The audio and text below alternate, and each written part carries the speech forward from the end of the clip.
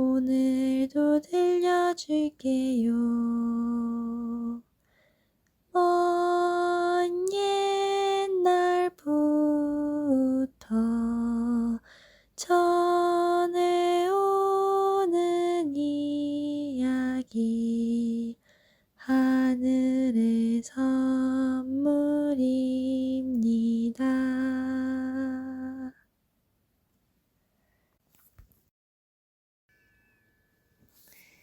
옛날에 어떤 왕이 큰 숲에서 사냥을 했는데 들짐승을 어찌나 열성적으로 뒤쫓았는지 신하들 중 누구도 그를 따라오지 못했다.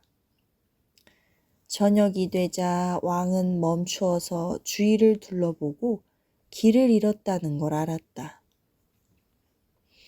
숲을 나가는 길을 찾았으나 찾을 수 없었다. 그때 머리를 끄덕이며 그를 향해 다가오는 할머니를 보았다. 마녀였다. 안녕하세요 하고 그가 할머니에게 말했다. 숲을 가로질러 나가는 길을 알려주겠소? 아, 그럼요, 임금님 하고 마녀가 대답했다. 그럴 수 있습니다만 조건이 하나 있어요. 그대로 하지 못하면 다시는 나가지 못하고 숲에서 굶어 죽을 겁니다. 무슨 조건이요? 하고 왕이 물었다. 내게 딸이 하나 있는데 하고 노파가 말했다. 참 예뻐요.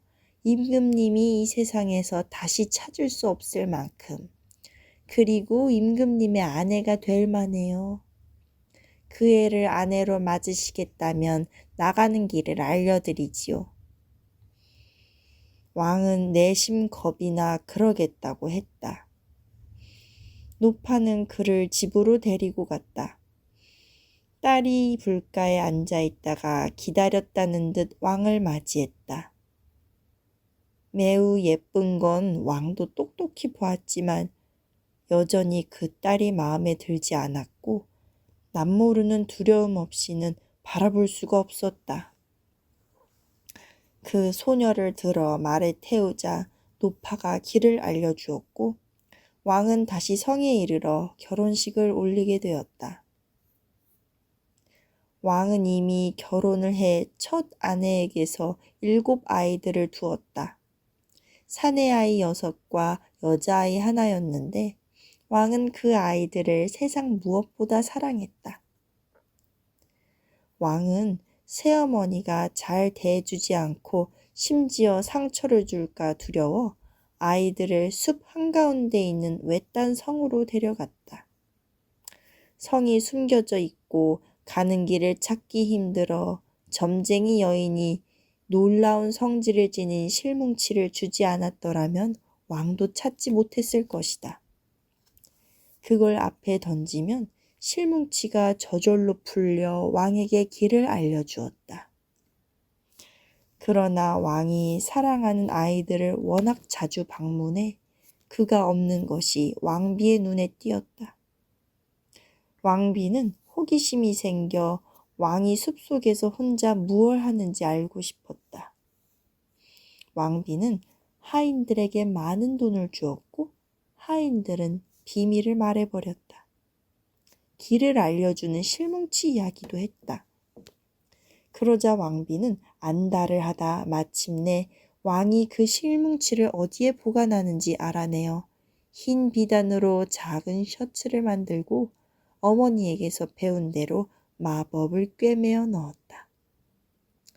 언젠가 왕이 사냥을 떠나자 왕비는 그 작은 셔츠들을 가지고 숲으로 향했고 실뭉치가 길을 가르쳐 주었다.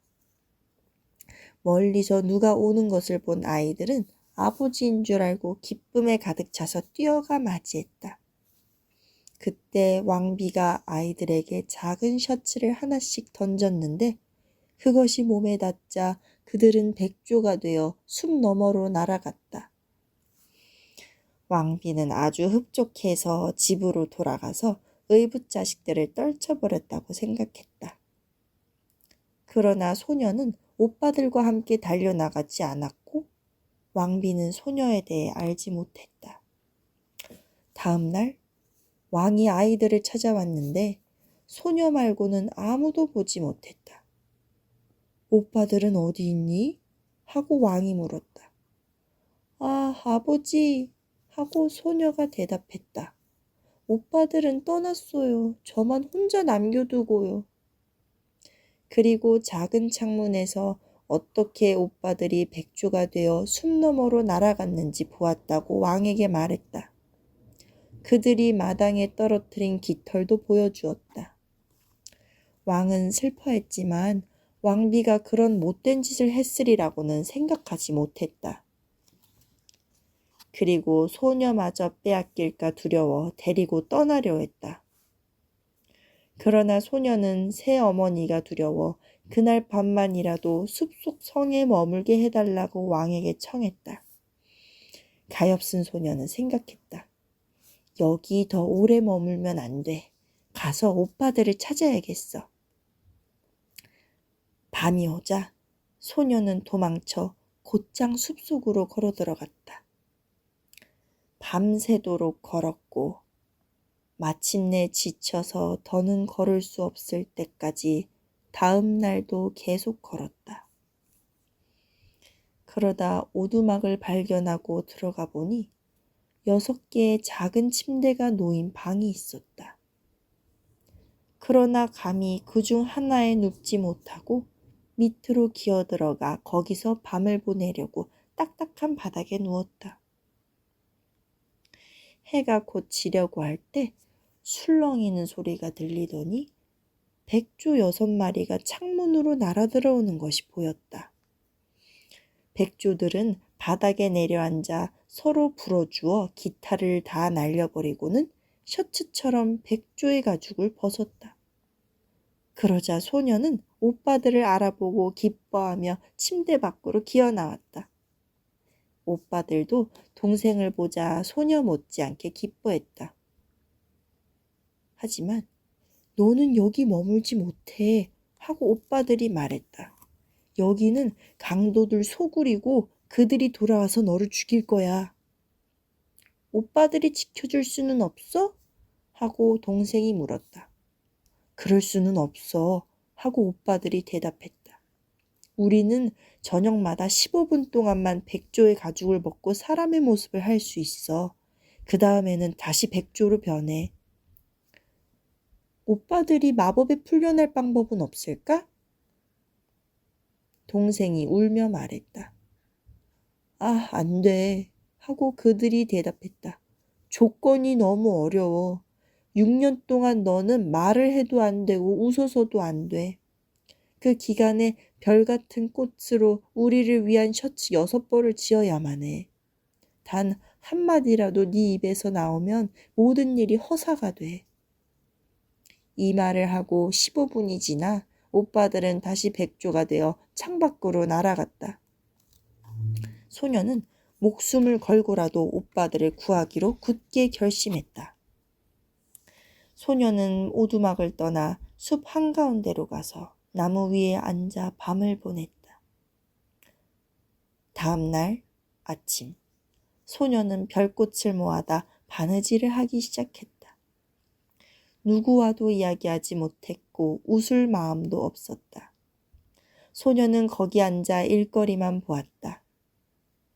그렇게 오랜 시간을 보냈을 때 그 나라 왕이 숲으로 사냥을 나왔고 그의 사냥꾼들이 소녀가 올라앉아 있는 나무로 왔다. 사냥꾼들이 소녀를 부르며 말했다. 너는 누구냐? 그러나 대답이 없었다. 우리에게 내려오너라. 우리는 조금도 너를 괴롭힐 생각이 없다. 소녀는 고개를 가로저을 뿐이었다. 그들이 계속 질문을 하며 재촉하자 소녀는 금목걸이를 그들에게 던졌다. 그걸로 만족하리라 생각했다. 그러나 사냥꾼들이 그치지 않아 소녀는 허리띠를 던졌고 그조차 소용이 없자 양말 대님과 입고 있던 것을, 또 없이 지낼 수 있는 모든 것을 하나하나 던져 셔츠 말고는 아무것도 더 남은 것이 없었다. 하지만 사냥꾼들은 물러나지 않고 나무로 올라와 소녀를 끌어내려 왕 앞에 데려갔다. 왕이 물었다. 넌 누구냐? 나무 위에서 무얼 하느냐? 그러나 소녀는 대답하지 않았다. 왕이 아는 모든 언어로 물었으나 소녀는 물고기처럼 계속 말이 없었다. 그러나 소녀가 참으로 예뻤기 때문에 마음이 움직여 왕은 소녀에게 큰 사랑을 품게 되었다. 왕은 소녀에게 자기 외투를 둘러주고는 말에 함께 태워 성으로 데려갔다. 화려한 옷들을 입히니 그 아름다움이 환한 대낮처럼 빛났지만 소녀에게서 한마디도 끌어낼 수 없었다. 왕은 소녀를 식탁 곁에 앉혔는데 소녀의 겸손한 태도와 예절이 퍽 마음에 들었다. 이 사람과 결혼하고 싶고 세상 다른 누구와도 하고 싶지 않다. 며칠 후 그는 소녀와 혼인했다. 그러나 왕에게는 이 결혼에 불만을 품고 젊은 왕비에 관해 나쁘게 말하는 고약한 어머니가 있었다. 어디서 온 여자인지 누가 알아? 그녀는 말했다. 말을 하지 못하니 왕에게 합당하지 않아. 한 해가 지나 왕비가 첫 아이를 낳자 할멈은 아기를 빼앗은 뒤 자고 있는 왕비의 입에 피를 칠했다. 그러고는 왕에게 가서 왕비가 식인종이라고 죄를 돌렸다. 왕은 믿으려 하지 않았고 누구든 그녀를 괴롭히는 것을 내버려 두려 하지 않았다. 그러나 왕비는 꾸준히 앉아 셔츠들을 지을 뿐 다른 아무 것에도 마음을 쓰지 않았다. 다음번에 왕비가 다시 예쁜 사내 아이를 낳자 나쁜 시어머니는 똑같은 사기를 벌였다. 그러나 왕은 그 말을 믿지 않았다. 왕이 말했다. 왕비는 그런 짓을 하기에는 너무나도 경건하고 선합니다. 말을 못하지 않고 자신을 방어할 수 있다면 그녀의 무죄가 백일하에 드러날 겁니다. 그러나 세 번째로 노파가 갓 태어난 아이를 훔치고 자기를 방어할 만한 말을 한마디도 하지 못하는 왕비를 고발했을 때는 왕도 다른 도리가 없이 왕비를 재판에 넘겨야 했고 왕비는 화형을 선고받았다. 판결이 집행되는 날이 왔다. 그날은 왕비가 말하거나 웃어서는 안 되는 6년의 마지막 날이었다. 왕비는 사랑하는 오빠들을 마법에서 풀어주었다.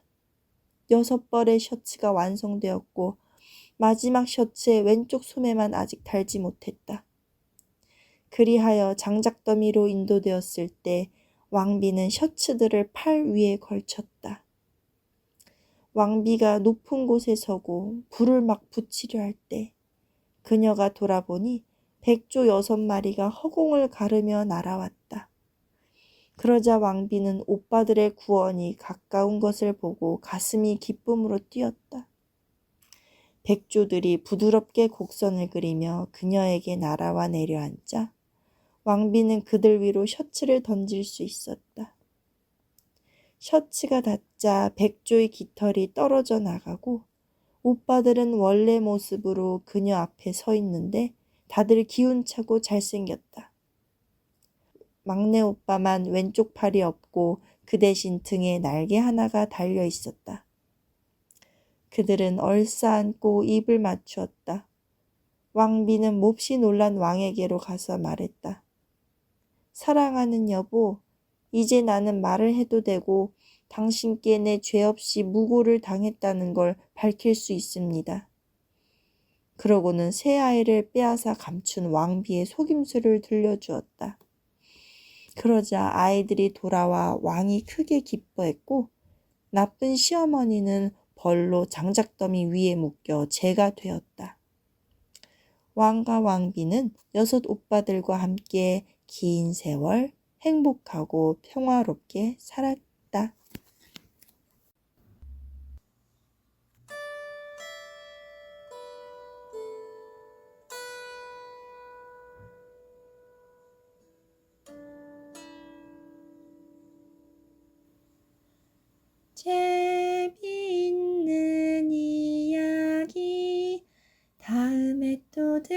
입혀줄게요.